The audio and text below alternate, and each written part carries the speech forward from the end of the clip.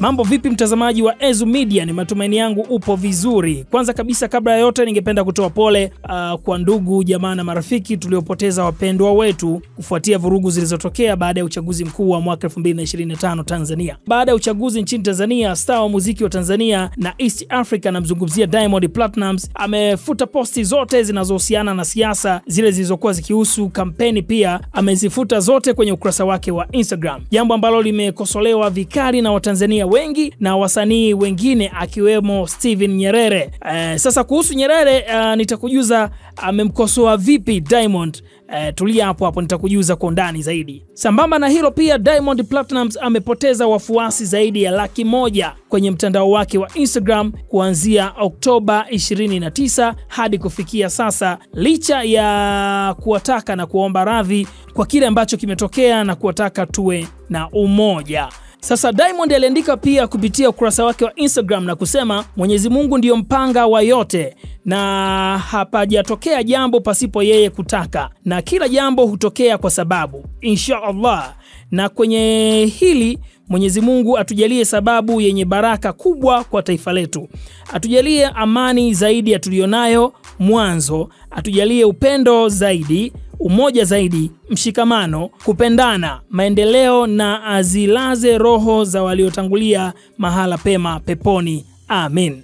Licha hivyo, comment nyingi zilifuata hapo chini, lakini hii haikumaanisha Watanzania kumunfollow Diamond kufikia kiwango kikubwa hicho cha watu zaidi ya 100,000. Ukiachana na Diamond, msanii mwingine aliyepata hasara ya moja kwa moja ni Billnass Nenga, na hili ni baada ya duka lake la kuuza simu na vifaa vya simu maarufu kama Nengatronics kuchomwa na kuteketea kwa moto na wale waliojulikana kama waandamanaji wakati huo. Kwa Nenga ilimuathiri kiasi kikubwa hata kupelekea kufuta kila kitu kwenye ukurasa wake wa Instagram.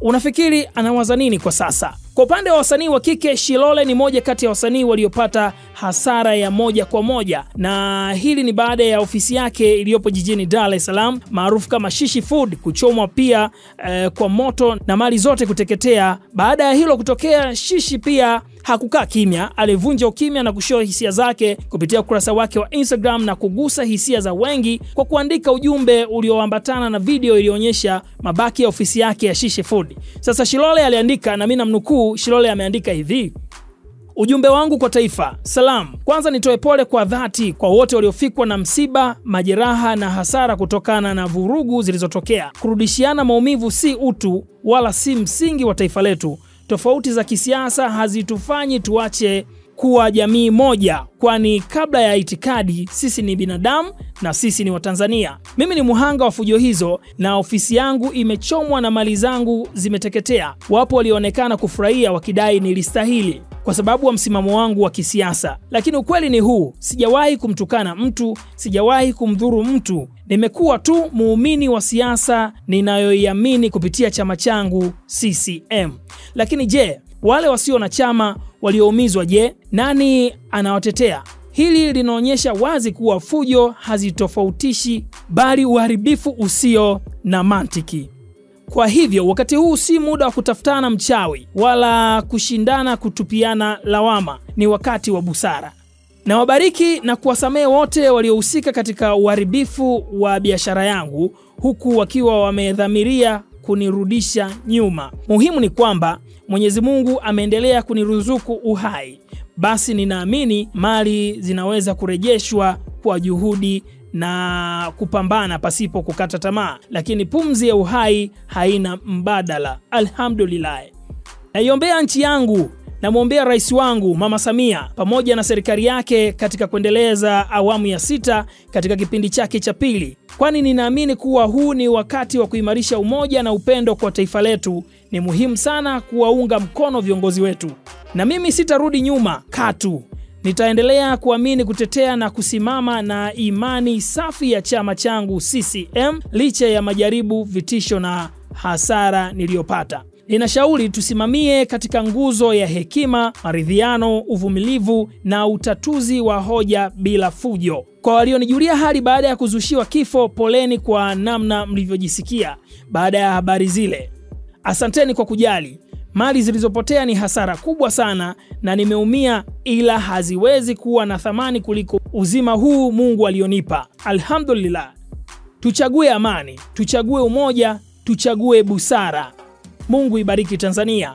Shishi Food Shilole alimaliza hivyo kwa ujumbe wake huo kwa taifa. Sasa baada ya purukushani za wasanii na wengi kuomba msamaha kwa mashabiki zao akiwemo Alikiba, sasa katika hali ya kustaajabisha, msanii mkongwe wa Bongo Movie ameibua mjadala mpya mitandaoni baada ya kuachana wasanii wote waliofuta posti zao zinazohusu siasa na kampeni. Hapa ndipo nilipokuambia nitakuambia kuhusu Steven Nyerere. Wengi wametoa maoni yao na kusema ni kama amemchana Diamond Platnumz moja kwa moja, na wengine kuwa na maoni mseto, na huenda hata wewe una maoni yako. Sasa hayo ni ya kwako. Steve Nyerere amesema nini? Ngoja nikujuze. Steve Nyerere kupitia ukurasa wake wa Instagram ameandika hivi: mstaafu. Nimeona wasanii wengi wanafuta picha za kampeni na wengine wana archive wakiamini baadaye watazirudisha. Ni utoto mkubwa unaofanyika. Unafuta picha ili iweje? Je, unadhani picha zinaweza kusababisha watu wasikutukane? Tunasahau umaarufu sifa yake ya kwanza ni kukosolewa, kutukanwa, kudhalilishwa. Hata ufanye zuri lipi hapa duniani lazima wakosoaji wapo, na bahati mbaya zaidi wakosoaji wetu ni wale wao hawakuwahi kujaribu wala kufanya lolote kwenye hili taifa. Nimeona wasanii wengi wanafuta picha za kampeni. Najiuliza, kwa lipi mpaka mfute? Je, ni makosa msanii kufanya kampeni kwa chama chochote anachokipenda? Unafiki wa hali ya juu sana, lakini pia ni uchochezi wa chini kwa chini ambao sio kitu kizuri kabisa. Wakati mnapiga simu na kuomba show, wakati mnapiga simu kuomba kushiriki, na imani mlikuwa na akili timamu na mlijua siasa ni mchezo mchafu. Vuta ni kuvute, mlitambua kuna picha na mkajua kuna kuposti pia. Leo hata siku 20 mikwala kidogo mnafuta picha. Hii inawafanya hata jamii kuwaona hamna msimamo. Unapoamua kusimama na mtu, simama naye iwe mvua iwe jua. Na unapoamua kuingia kwenye kampeni yoyote, tambua kuna faida na hasara.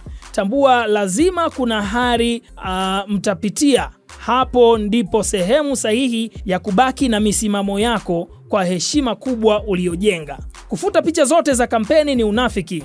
Kujisafisha wanaotoa jasho kukutukana ni kwa vile walikosa hiyo nafasi uliopata wewe. Kwa hiyo usidhani kuna furaha kwenye mioyo yao. Lakini kikubwa zaidi, uchaguzi umekwisha na tayari tunaye rais, na muda si mrefu serikali inaingia kazini kuhudumia Watanzania kwa maslahi mapana Tanzania. Kuna muda tukubaliane kusimamia msimamo. Kuna muda tukubali kusimamia kile tulichokiamini. Kuna muda tuamini heshima nyingine inakuja kwa msimamo wako. Tusonge mbele. Hakuna kitakachofutika ukifuta picha. Tunabaki kwenye kumbukumbu tu ya teknoloji. Tusonge mbele. Tujenge taifa lenye utu na ufanyakazi. Huku mnataka na huku mnataka. Kila mahala mnataka kuonekana wazuri, sio sawa. Ni unafiki mkubwa, uchonganishi mkubwa. Simama na msimamo wako. Acha kuyumbisha roho yako. Noma sana. Sasa unafikiri Steven Nyerere yupo sahihi kwa kiasi gani? Weka komenti yako hapo chini na mimi nitakuja kupita nayo kwenye show inayofuata. Bwana, hii ni Positive Vibe ya Ezu Media. Mpaka time nyingine, kama bado hujasubscribe fanya hivyo ili uwe wa kwanza kupata taarifa zetu mara baada ya kuwa tumeziachia.